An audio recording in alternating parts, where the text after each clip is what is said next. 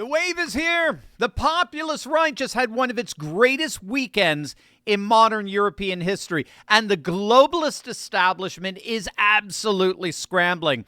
From the streets of Marseille to Rhine Valley, voters across France and Germany sent a thunderous message this weekend. The era of the progressive left is over. Hey gang, it's me, Dr. Steve, your patron professor, analyzing current events in light of conservative trends with breaking news and analysis you're not going to get anywhere else. So make sure to smack that bell and subscribe button. Let's start in France, because what happened there over the weekend really is nothing short of seismic. With over 35,000 mayoral seats across France up for grabs in the municipal elections, France's Patriot Party, the National Rally, saw their biggest breakthrough in their entire history. In the first round, the National Rally surged across major southern cities, Marseille, Nice, Toulon, cities where just a few years ago, really, National Rally candidates were being laughed off the ballot. In city after city, working-class voters, small business owners, farmers, the people the French elite has spent decades ignoring, came out en masse for the populist right. All told, National Rally won 58 municipalities across the country, a dramatic increase from the 11 municipalities they won back in 2020. Again, that was just the first round. In the second round of elections, which was yesterday, the liberal globalists did what they always do. They panicked and formed what's called a Republican front. So this is what European parliamentary politics in general does to try to box out the populist right from power. All the parties that were eliminated in the first round formed a cynical coalition of the left and the center, specifically designed to block National Rally wins. And in a few key cities like Toulon and Marseille, it worked, barely. But it was all ultimately for naught. National Rally won dozens of local constituencies where it previously had zero representation. Zero. They're planting their flag in communities across France that haven't seen a right-wing mayor in a generation. Take a look at this map. This will give you a sense of just how seismic this election was. Now, they do the opposite in Europe, okay? The blue areas are where the right won, where the red areas are where the left won. So obviously, you can see how dominant the French right has become. Again, it looks very similar to our electoral map, but again, the opposite, with so much of it covered in red with pathetically small little blue splatches here or there.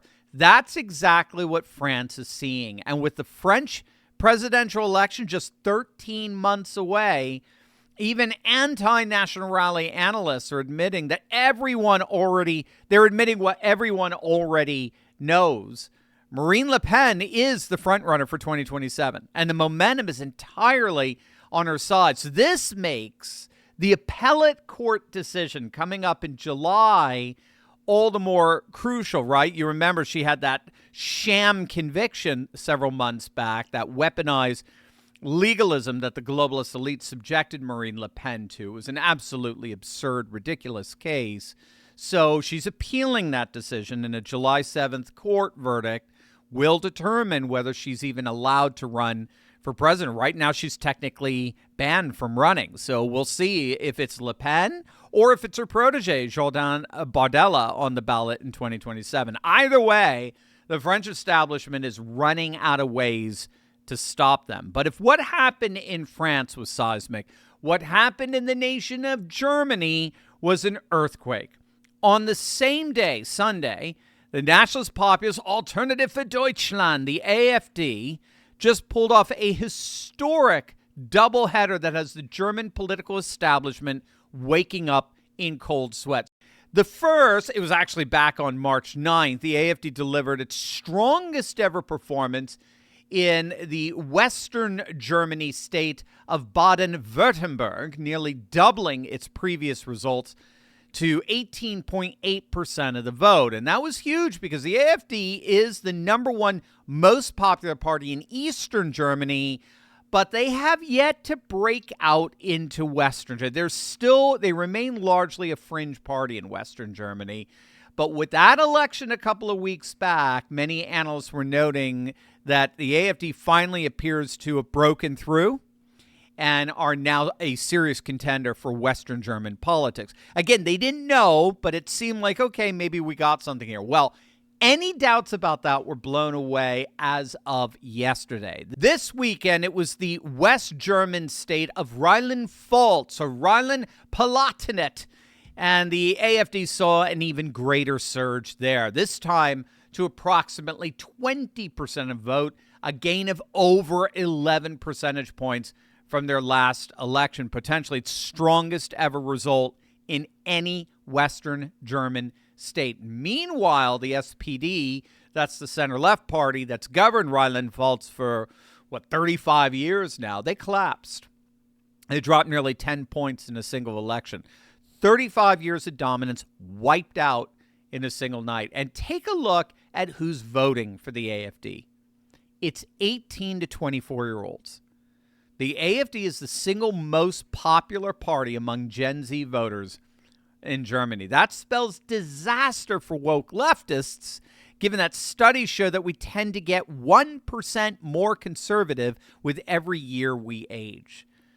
So what on earth is actually happening here? What was this political earthquake over the weekend in both France and Germany? Well, that is precisely what we are about to find out. But first, a quick question. Have you ever wondered how politicians seem to buy stocks at the perfect time, right before major world events? Well, it just happened again.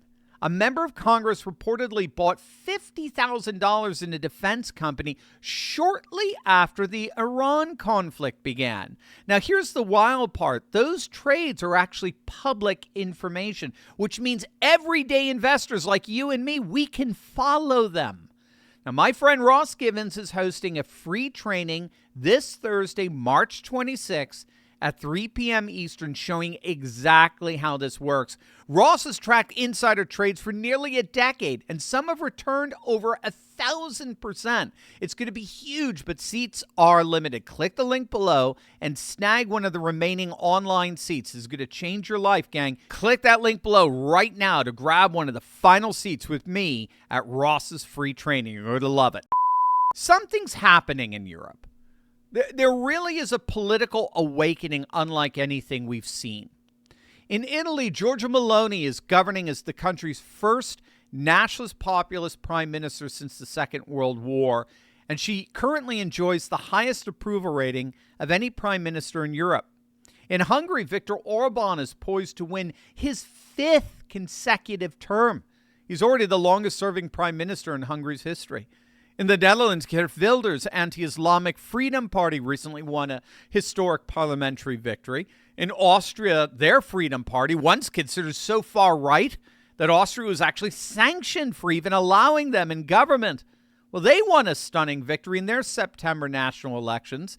They're poised to do it again, by the way, as did conservative firebrand Karol Nawrocki in Poland. From Tokyo to Texas, from Wichita to Warsaw, the pattern has been the same. Electorates are rising up, enraged by mass migration, inflation, and a pervasive sense that the governing class has abandoned them for their own political and economic gain. And they're voting that political class out of office, and they are putting true representatives of the people in. Something was moving beneath the surface of global politics all these years, something that really no existing framework of left versus right could fully name.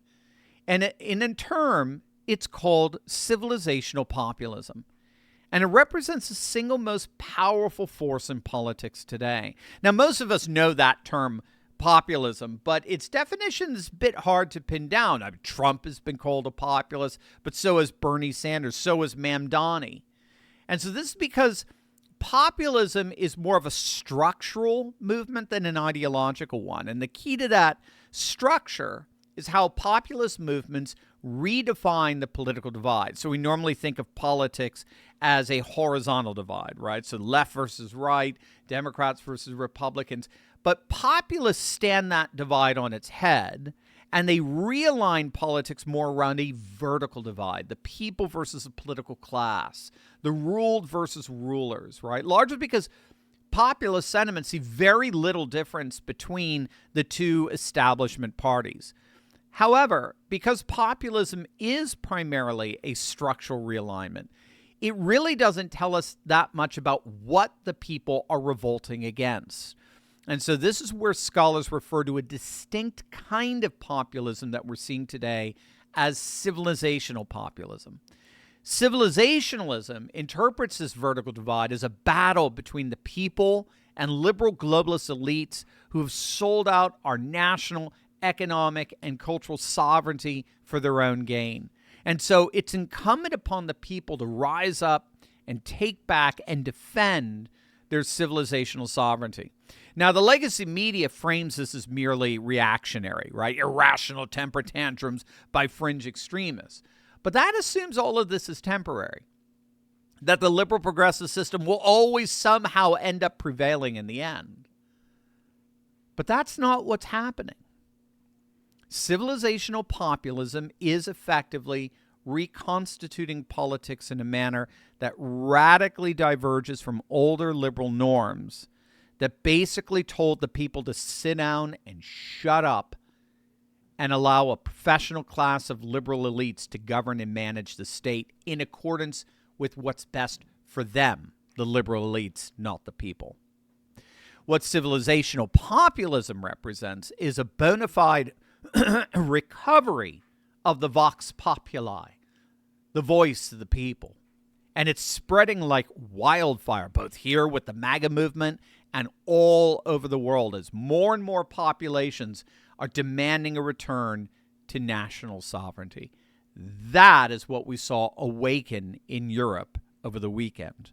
The populist right is no longer a protest movement. It's no longer fringe. It's no longer a moment. It is a majority in the making. And the establishment elites from Paris to Berlin have absolutely no answer for it. The people of Europe are waking up. And as we found out this weekend, they are voting.